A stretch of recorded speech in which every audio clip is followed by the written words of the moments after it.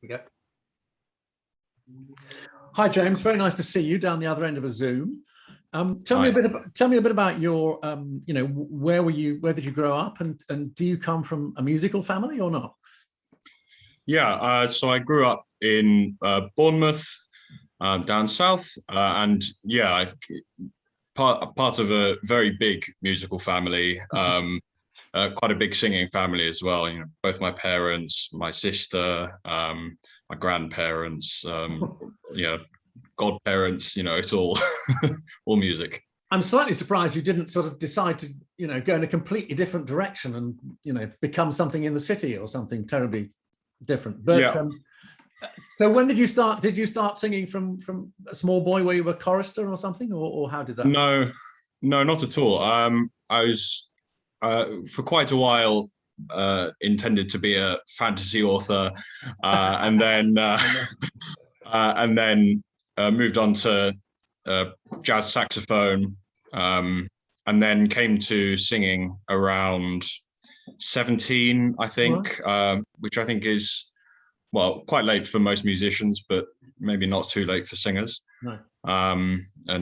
I've been doing that ever since. And when you came to singing, did you immediately know, yeah, this is what I want to do? This is my profession? Yeah, I think because I've been surrounded by it so much, that I sort of maybe pushed it to the side until I remember my parents brought back a DVD of the Barenboim Kupfer ring from the 90s from Bayreuth, and watching that and watching John Tomlinson singing Wotan, and I just thought, oh wow, that's something I'd like to do, and really committed to it from then. You almost put a John Tom voice on then, but yeah, okay. Don't have quite the apparatus he does. Well, he's a bit special. Yeah. Anyway, you trained at the RCM? Yeah, did a long time at the RCM, 8 years, did the undergraduate, postgraduate opera studio. They treated me very well and learned a lot there. So yeah. And who did you study with? Who was your voice teacher? I was with Peter Savage for 4 years, and then the second 4 years were with Alison Wells. So you've left the opera studio. What are you doing now? I mean, when did you leave? Did you leave just this summer that's just gone? Yeah, back in July I graduated, and out in the big wide world. Well, at least this big wide world has started to become, wide world again. You've timed it quite well, possibly.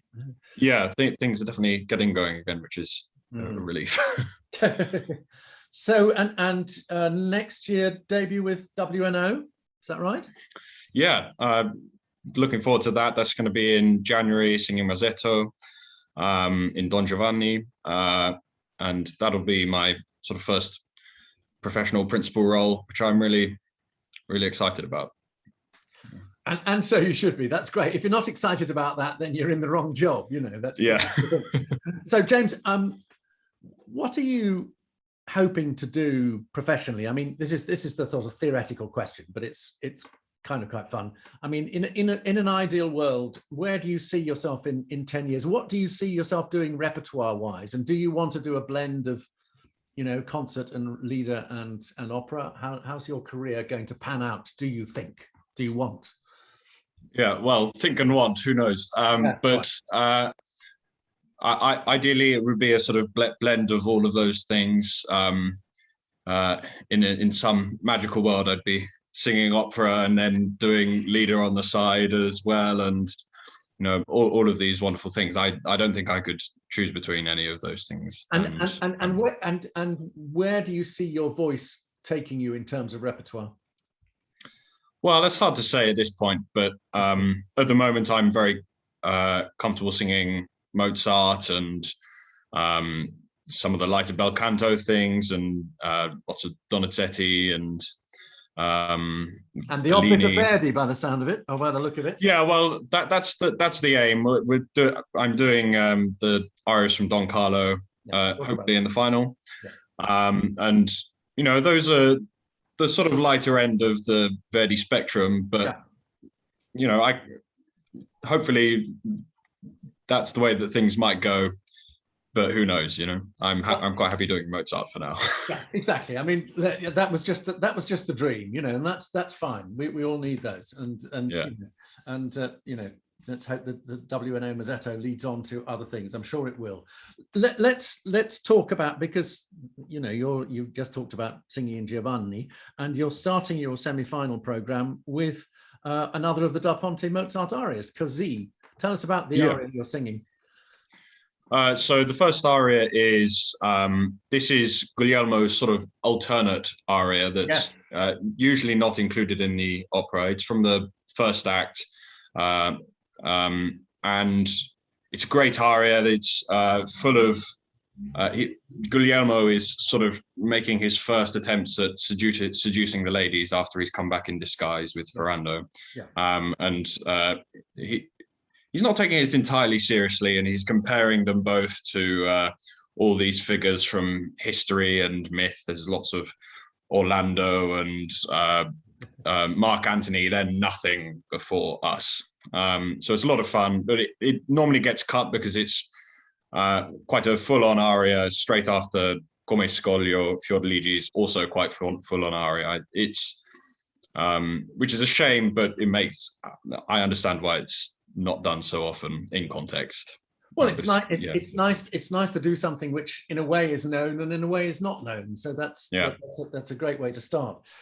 You mentioned the words Mark Antony, and you're about to head to Mark Antony Turnage's Singing Cat. Talk us through the Singing Cat. This is another.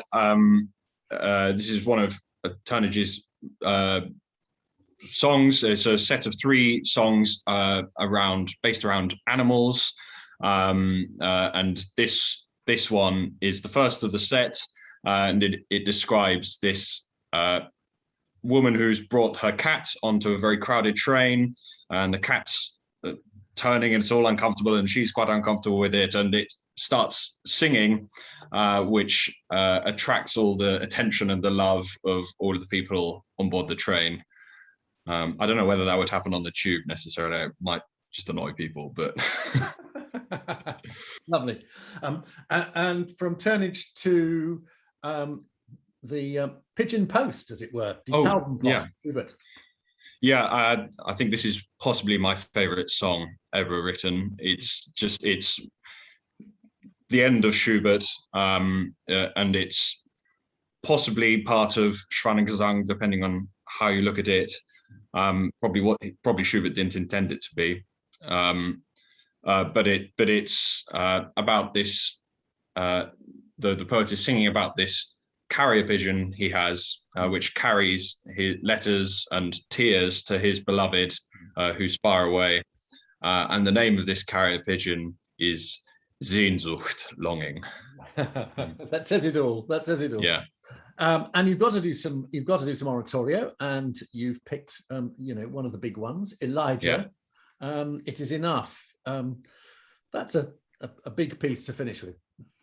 Yeah, it's a big piece. There's a lot in it. It's in fact, there's almost everything in it. It's got contemplative, this feeling of being at the end of your tether and just lost for where to go, and also all this fury about what's going on. Elijah's gone into the wilderness and he's asking God to let him die, being persecuted by the Canaanites, and there's an enormous amount of drama in the piece. That's a great combo. Mozart, Turnage, Schubert, Mendelssohn. That's your semi-final. Okay. So then we start the final, perhaps surprisingly, I don't know. But The Clock of the Years by Gerald Finzi. Actually, I'm ashamed to say I don't know this, so tell me about it. Well, I said that the Taubenpost was my favorite song, but this is another competitor. This is from Finzi's Earth and Air and Rain. It's a very dramatic song in which the poet has come face to face with a powerful spirit who has the power to turn back time. and the poet's beloved has died, and he asks the spirit to turn back the clock of the years, which the spirit does. And as the beloved grows younger and younger to the age that the poet first met her, and younger and younger and younger until she was never even born, and the poet is left not even having the memories of their life that they spent together, and the spirit says, well, it was your choice to meddle with things that you shouldn't. Beautifully described, James. And I'm very glad you've put some Ravel in. I just love Ravel's songs, actually. So we've got some natural history here. What are we talking about? Yeah, so this is the last song of Ravel's Histoire Naturelle. Doing the whole set at the moment. In fact, it was on Radio 3 in September. So this is the last one, describing the guinea fowl who's so bad-tempered and treats all of the other animals in the garden terribly. And he's just describing all of the horrible things it gets up to. It's quite funny. Well, you probably need that before some more Schubert, which is the Wanderers Nachtlied, which is rather a serious number. Yeah, very. But it's also got this. It's a sort of Goethe's ruminations on the end of life, but with this enormous amount of serenity, peace, and sort of acceptance that in the end all things must end, and you can finally rest after all of the Sturm und Drang and all the troubles in your life. Yeah, it's very peaceful. Yeah, but you don't leave it there. We then head for Verdi. A bit more death. Yeah, and then the two arias from the end of Don Carlo. These are Marquis Posa's arias. The first of which in which he tells he's come to Don Carlo, the Prince of Spain, who has been imprisoned by his father, King Philip, for fomenting rebellion against him, and Posa has selflessly taken the blame and is telling this to Carlo, knowing that he is soon to die, and encouraging Carlo to save Flanders and save Spain. And in the second aria, well, just before the second aria, he's shot, and in typical operatic fashion, he spends 3 or 4 minutes dying with beautiful music. We'll have to arrange to shoot you on the day next week. It would really help. Yeah. Oh, brilliant. And is this something, I mean, we were talking about it earlier, but is Posa a role that you can see yourself moving to in the next few years? Yeah, that would be the dream. Maybe in the next 10 years or so.